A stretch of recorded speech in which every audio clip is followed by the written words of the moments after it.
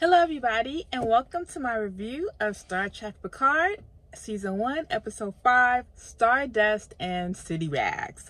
Now, before we start, I just want to say, I knew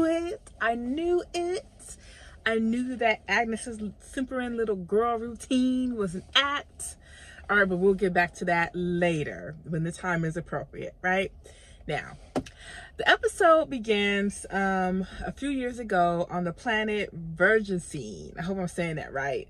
Where there's a young man who is having his Borg implants removed. Now, I want to say that this is probably the most gruesome episode of Star Trek that I have ever seen, and I want you to keep that in mind because we're like literally just getting started. But you know, we see blood, you know, the taking out of the implant is very brutal. The doctor that's doing it is like some kind of old like doctor from a horror movie that seems to be getting like pleasure out of like inflicting like pain, just a real monster, right? It's almost like a scene from a horror movie that we're getting. And so Seven of Nine burst in during the procedure and kills the doctor and wants to rescue the young man. However, he's too far gone because of all the procedures, and he's gonna die. So she ends up having to kill him as a mercy killing. Okay, now it turns out that the young man is Detective Lieutenant Icheb from Voyager. I hope I'm saying that right. Now, I was not a Voyager fan, right? I'll admit it. So I didn't see a lot of episodes of Voyager. I didn't see this particular episode, so I wasn't familiar with the character and I had to do some research. So this young man was a young Borg who the crew found, and they helped him recover from his ordeal. He and Seven of Nine were particularly close. In fact, they developed sort of a mother-son relationship, and he eventually went off to join Starfleet Academy. I can imagine that for anyone that was a Voyager fan and a fan of that character and a fan of that relationship, that scene had to be particularly brutal and painful and maybe savage for no reason. I mean, that's kind of like Lieutenant Barclay or some like ancillary character that we love, having to go through that, and you're probably like, why? But again, this is not Gene Roddenberry Star Trek, and bad things are going to happen, and people are not going to get the happily ever after that we assumed. And so I think that's something that's always just going to be you know, told to us over and over and over again.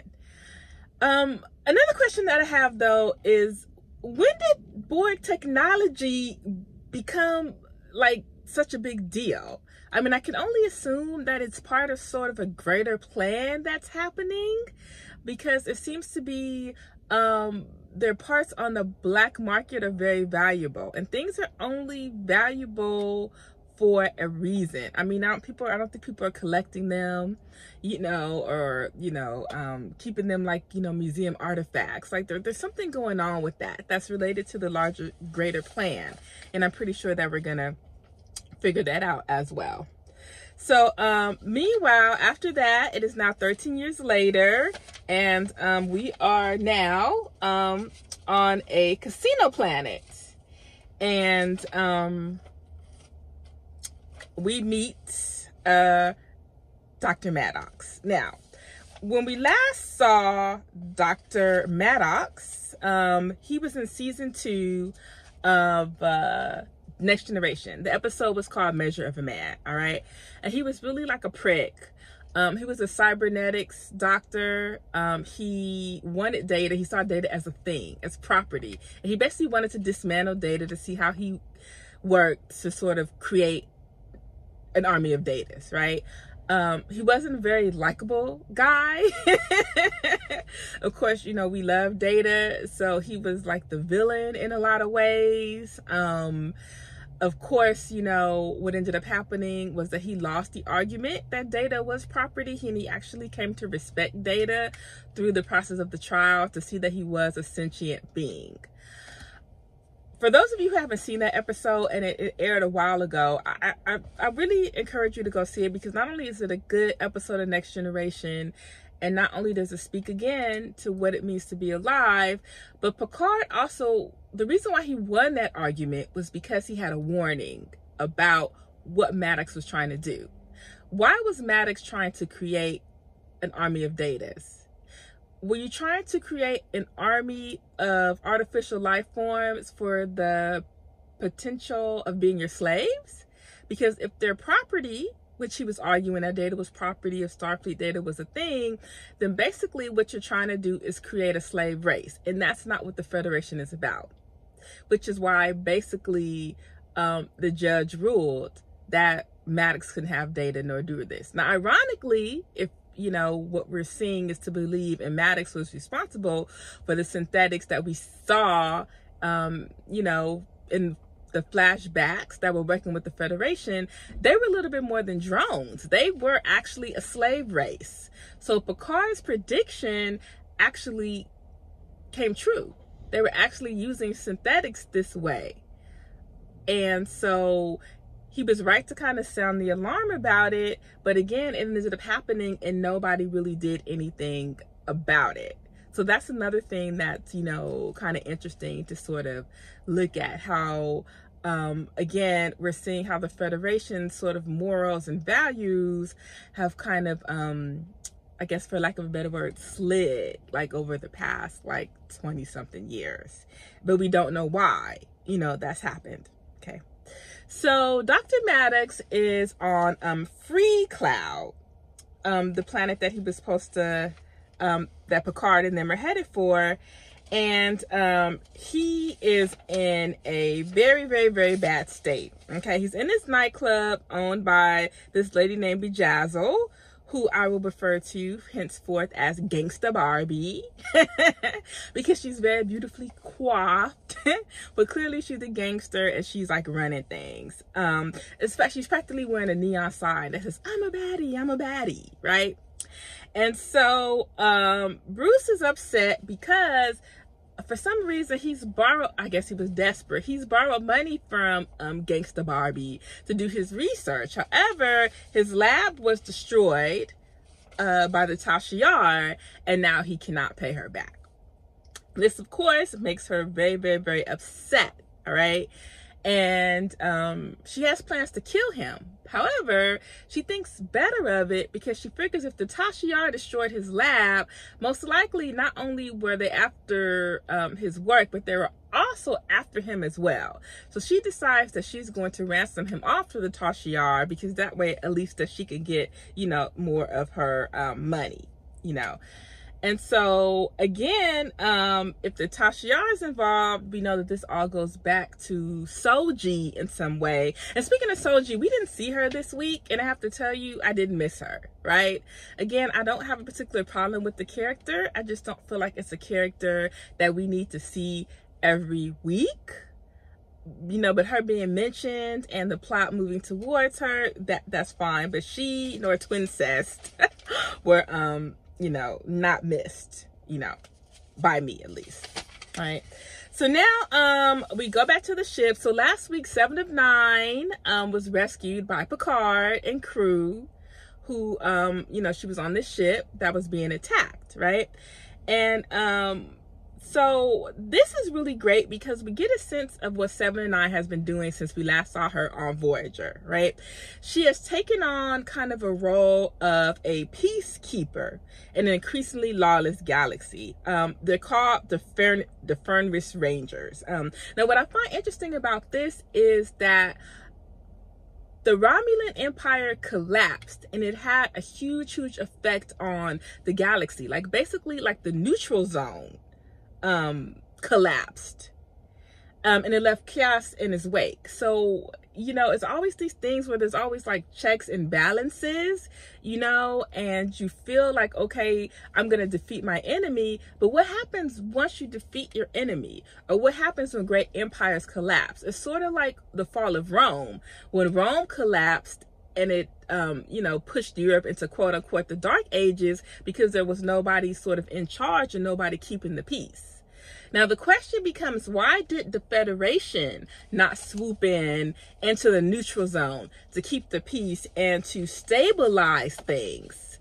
And I'm beginning to wonder if the Federation is having problems with its resources, right? I mean, one of the reasons why they supposedly didn't help the Romulans was because there was an issue with resources. So has the Federation, you know, become too big, you know, for its bridges? Is it collapsing sort of under the weight of its success? Does it no longer have an inability to boldly go where no one has gone before and sort of be this beacon of light and hope? I think that that's something that we're going to see later on as we sort of progress through the series. At least I hope we do, because that's kind of my question. So, you know, 7 of 9 has become very jaded, you know, during the time that we saw her. And I thought that this was so ironic because, you know, one of the things that we're, you know, clearly told, right, is that being a Borg is horrible. It's a horrible existence, you know, and being a Starfleet, you know, being, you know, a human, you know, is great. And it's a better life than anybody that's a Borg could possibly have, you know. But we kind of see what's happening with her. You know, of course, being a Borg and being a drone is bad, but it seems like she sort of traded one form of misery for another form of misery, you know, which I think, you know, is really, really interesting. Again, the ideal of Gene Roddenberry's Trek and where humanity is going, you know, sort of stripped away for a more darker, complex kind of reality of what things are really going to have. So, you know, Picard, you know, likes 7 of 9, but of course he disapproves of the Rangers, which is very much Picard, okay? Picard, you know, is not into vigilantism. You know, he's very much a guy that's following the rules. And in fact, even though he is doing a vigilante act, again, he's doing it in the scheme of looking at it as the greater good, and in a way of saving Starfleet, because he has come around to this belief that there's some kind of conspiracy going on. And so he's doing it as a Starfleet officer trying to save Starfleet, or at least that's kind of how I see it. Even though he's no longer in Starfleet, he still sees this as it's kind of his duty to do this, right? And what I like about it, though, is even though 7 is jaded, and she says, you know, what I'm doing is hopeless, it's pointless, you know, it's sad, but the only thing worse is giving up. So it's still that sort of kernel of hope, which is meant to represent sort of her humanity, right? So Picard asks 7 of 9 to come along with him on this mission, and she reluctantly agrees to do so. So meanwhile, there's this nice little exchange between Raffi and Rios, you know, where they talk about how both 7 of 9 and Picard used to be aboard, something that Rios has forgotten. And I think it's really interesting because this universe seems to be very skeptical of people who used to be Borg. But Picard seems to be immune to that, which I think is, again, you know, except for Sisko, who like didn't forget that he was Locutus of Borg, and his face popped up, you know, right before he lost his wife, right, during that battle. But everybody else seems to be able to separate Locutus of Borg from Picard. So it's really interesting that nobody else gets that, you know, luxury. And I don't know if it's because Picard was only a Borg basically for like 5 minutes or what, but again, you know, I think that that's very kind of interesting. All right. We also learned that 7 of 9 is a legend in her own right. All right, due to her work like with the Rangers, and everybody knows what she is, and she's known as this fierce warrior, which is great. So meanwhile, Rafi has located Maddox, and 7 of 9 is disturbed to find out that he is with Gangster Barbie. Okay, now she explains that she knows all about Gangster Barbie, that Gangster Barbie has a penchant for butchering ex-Borg, and that now she really wants in on the plan because she's on the Rangers' most wanted list, right? This puts them in a pickle, however, because they can't just like outgun her because, you know, she's in this nightclub and she has like all these goons with her. So they can't just outgun her and get Dr. Maddox. And they also can't outbid the Tasha Yar because they don't basically have any money. All right, so they decide that what they're going to do is they're going to use 7 of 9 as bait, you know, because she's an ex-Borg with Borg parts. So how can this lady like resist that, right? Okay. Later on, after that, there's this funny scene with Rios and Picard where they're getting dressed up for the mission to be what's called like facers, right? And the facers, they're like bounty hunters with like a flamboyant dress style that's like part pimp, like part pirate. And there's also this really cute little part where Eleanor is confused because everybody is like dressing up and pretending to be who they're not. And of course, again, he's Pinocchio. He cannot tell a lie. So he doesn't really know what's going on. So that's really kind of cute. Oh, okay. And I almost forgot. So we see Agnes, all right, looking at these home videos of her and Dr. Maddox, and they're snuggling and baking cookies. So apparently they're a thing, right? Something that of course she conveniently like left out, right? So another like, you know, red flag on her, right? Okay, we'll come back to that later though. So Rios beams down to the lounge, but first he must get past Mr. Vup, right? Who is a reptiloid, which is like my new favorite like saying, because usually like everything's a humanoid, so like this is kind of cute, a reptiloid, like I love it, right? And he has this thing where he can smell lying, right? However, in sort of this Mission Impossible as scene, we get to see how the crew like gets around that. And again, it's a very cute, like cutesy little scene, right? Which I really like because you see a balance of like humor and also like dark, grim, gritty stuff. And so I think that that's kind of needed in an episode that this heavy, okay? So Rafi doesn't go with them. She's planning on staying planet side. So she says goodbye to the crew, all right? And she beams down to the planet and we find out that is where her son lives, okay? So now Gabriel is a grown man. And he's not happy to see her like that. He isn't.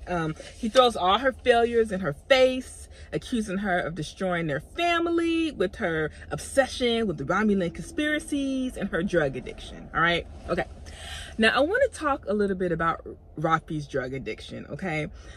In Gene Roddenberry's Star Trek, humans don't do drugs, okay? They don't drink real alcohol, they don't smoke, like, you know, they don't do drugs. As a matter of fact, if you look at the episode of Star Trek The Next Generation, season 1, I think it's called Symbiosis, okay? There's this episode where there's this one alien species that's addicted to drugs, okay? And we see, you know, how they're shown as just being a civilization on the verge of destruction, the horrific things that drugs do to them. Dr. Crusher, you know, very much talks about it. And there's even a very special moment where Wesley, you know, is talking to Tasha Yar about how he doesn't understand how anybody could do drugs, how anybody could use, you know, a synthetic form of like pleasure. Like he just doesn't get it. And even though she tries to explain to him, you know, how people or why people get addicted to drugs, at the end he's like, I guess I just don't understand it. And she's like, I hope you never will. So I need to understand how somebody in the 24th century is addicted to drugs, you know, given the fact that there's such an anti-drug like stance. I mean, I know it's, you know, makes her more of a flawed character and a character that we've never seen before, but I needed to make it make sense, because it doesn't, from everything that we know about Star Trek, all right, so far, okay? So Gabrielle totally rejects her, okay, and she's devastated because, you know, like a lot of grandparents who screwed up with their kids, she is hoping to get redemption through her grandchild, right? That they could bond over the grandchild and they can start over, okay? But Gabrielle, he ain't having that, okay, and he sends her away, right? Now it's also worth noting that Gabrielle's wife is a Romulan. Okay, now I'm assuming that that's gonna come into play, because the Romulans aren't the only non-humanoids in the galaxy, all right? But that's, you know, with the exception of the Reptiloid, that was cool. Those are all the other aliens that we're seeing.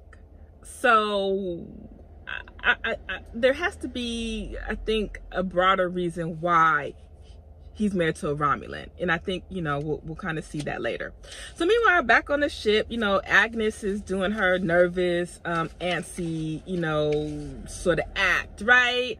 And she just really just like on edge. Okay, now let's get to the good part. Okay, 7 of 9 and Gangsta Barbie finally meet up, you know, during the plan, when they beam down and they're like, you know, I'm giving them the bounty, right?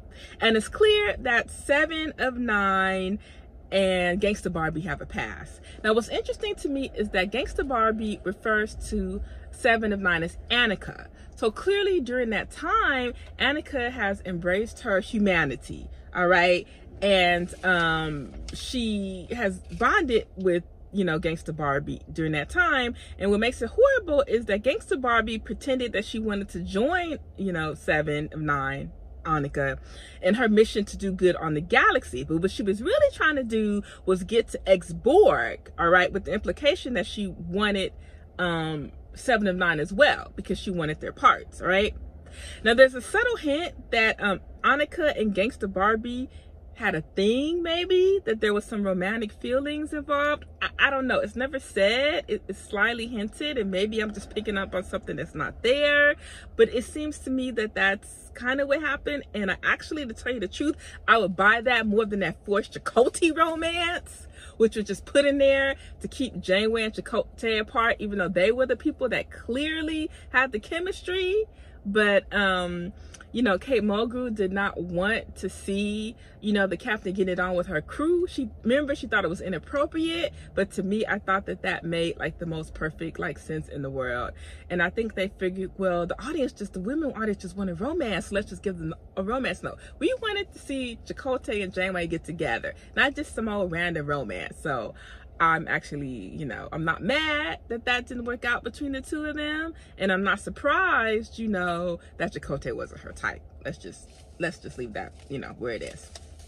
So anyway, you know, I also think it's interesting that while she originally went back to Annika after her time with Voyager, after what happened with Gangsta Barbie, she went back to 7 of 9, which meant that there really was something that happened that really devastated her, all right, and made her shut down, all right? So she breaks free from her bonds and she's ready to kill Gangsta Barbie, but Picard being Picard, he's not gonna let it go down like that, okay? He gives this really big speech about how, you know, revenge is not justice, okay? And that she cannot do this. This is not who they are. Now, Rios chimes in with the more practical stance, like, I understand what you want to do, but if you do this, there's going to be a bounty on our head, you know, and think about Picard and, you know, the rest of the crew, how much more difficult that's going to make it on our mission, all right? So 7 backs down, all right, and Picard is like very pleased, you know, that he like got through to her to like do the right thing, and they beam back on the ship with Dr. Maddox. Now, when they get back on the ship, Riaz, unbeknownst to Picard, actually slips 7 like a little tractor beam, like a personal tractor, not tractor beam, I'm sorry, a personal transporter beam, so she can make it down to the planet. And so initially, you know, when Riaz was doing his like tag team with Picard, I was thinking, oh yeah, you know, this is just to show that he's a good guy underneath all of that. But he also gave her the means to go back and get her revenge if she wanted to. So even though I still think that Riaz is a good guy, of course that makes him suspect, right? To me. he's not clearly as good of a guy as I thought he was. But like I said, time will tell, time will tell, time will tell. Okay, we'll see. All right. Meanwhile, Picard talks to Maddox, and Maddox tells him all about, you know, Soji, and he sent her to the artifact, and he sent her sister to Earth, and the reason why he did that was because he uncovered this conspiracy, and he needs to figure out what's going on. They need to figure out what's going on, right? Agnes is like hearing like all of this, all right? And also, Rafi has returned to the ship after being rejected by her son, and she's very unhappy, and she won't come out her room. Okay, that's the thing. So 7 of 9, of course, uses the device that she got from Rios. She beams back down to the planet. She confronts Gangster Barbie, and she literally blows her up like with her weapon. And I even was like, man, like, again, this is not something that you see in Star Trek. You don't see this level of brutality, and you don't see this level of brutality committed by one of our heroes, right? And so while, you know, people could say it's justified, people could say it's revenge for, you know, killing, you know, her son, you know, it's one of those things where it's left up to people. You know, a lot of people were very upset about that because it does not live up to the moral framework that has been set up with Star Trek before. But again, as I've said before, and again, you know, I'll say it again. Not only is this not Gene Roddenberry Star Trek, but for those of people who are saying that that's not what 7 of 9 would do, this is not the 7 of 9 of Voyager either. Like, this is 7 of 9 20 years later, who's been through a lot, who really for the first time is getting to live in the world, because before she was a Borg, and then, you know, she was sheltered with Voyager and the Voyager crew. So this is 7 of 9 that's been shaped by what it means to be a person in this world. And this is probably who she would have ended up being had she not been assimilated. So just kind of keep that in mind. So meanwhile, Agnes is reunited with Dr. Maddox, but their reunion is short-lived when Agnes murders, shot Maddox. Now, I'm not surprised by this, right? Because I knew that she was up to something. I knew that she was up to something, all right? Now, I kind of felt a little bit sorry for Dr. Maddox, because he seems to really want to do the right thing. You know, I was not a big fan of his because he was really, really an ass, you know, in The Measure of a Man. But, you know, I just, you know, and I don't agree with some of the stuff that he did as far as with the Siths are concerned, creating them to be a slave race. But, you know, it is what it is, right? I don't think he deserved to get killed at the hands of the woman that he loved, right? So Agnes, when she's doing this, she claims that she's killing him because she knows what's coming, which has to mean it has to do something about with Soji, like being a destroyer or whatever is happening. And so I'm wondering if Commodore O and her sunglasses told her everything, or somehow she had the ability to kind of show her, you know, everything, right? You know, we don't really know kind of how that worked, right? But I'm assuming that we're gonna like find out later, right? Also, when they're trying to get a hold of the Data's daughters, right, the twins, there's always this thing where it's like, where are the others? Where are the others? Where are the others? Right? But I noticed that Maddox didn't mention any others. So who are these others that the Romulan Federation conspirators like keep mentioning? Like, again, what's really going on here, right? It just kind of adds more questions, right? And also, I feel, okay, like these guys are making sort of a secret Borg army, okay? Because why do they want the Borg parts so badly? I think that they are doing some kind of a Borg army, or it's kind of one of these things where Soji is sort of being used, sort of like a Terminator thing, right? Where they think it's a really, really good idea to, like, you know, create like a whole bunch of Datas, and then they find out that it's really not so good when you have artificial life forms that can think for themselves and they're really not feeling what humanity is trying to do. And so I have to wonder if this is sort of setting up the beginning of the end for the Federation. And the reason why I say this is because I'm pretty sure that the Discovery universe, even though they're going 1,000 years into the future, is really linked into what we're seeing with Picard. And so I'm wondering if the reason 1,000 years from now the Federation no longer exists is because of some of the seeds that we're seeing in Picard. But you know, I guess we'll see, right? So Raffi, you know, I talked a little bit sort of about her drug addiction and trying to figure out like why she's addicted to drugs. She mentions to her son that she hears voices. And so I'm trying to figure out if this is really a gift or if this is something that's going on. Because in Star Trek, like even like in Discovery, spirituality is kind of not, it's kind of like Scooby-Doo, right? Where there's always something else going on, some man behind the mask, right? But the fallen angel, it wasn't really an angel, it was her mom in a spacesuit, right? So I'm wondering if these voices that she's hearing are really voices or if it's somebody's literally speaking to her, you know, giving her information. And if that's maybe why she became addicted to drugs, to kind of control the voices. But, you know, we'll kind of like see that later. Also, I'm really curious about how the Borg parts work, right? Because Picard was unassimilated, and there seemed to be an implication that there were no Borg parts in him. Like, all of that was taken out. Although Picard does say that because Seven of Nine was assimilated young, that she has a lot of Borg parts in her.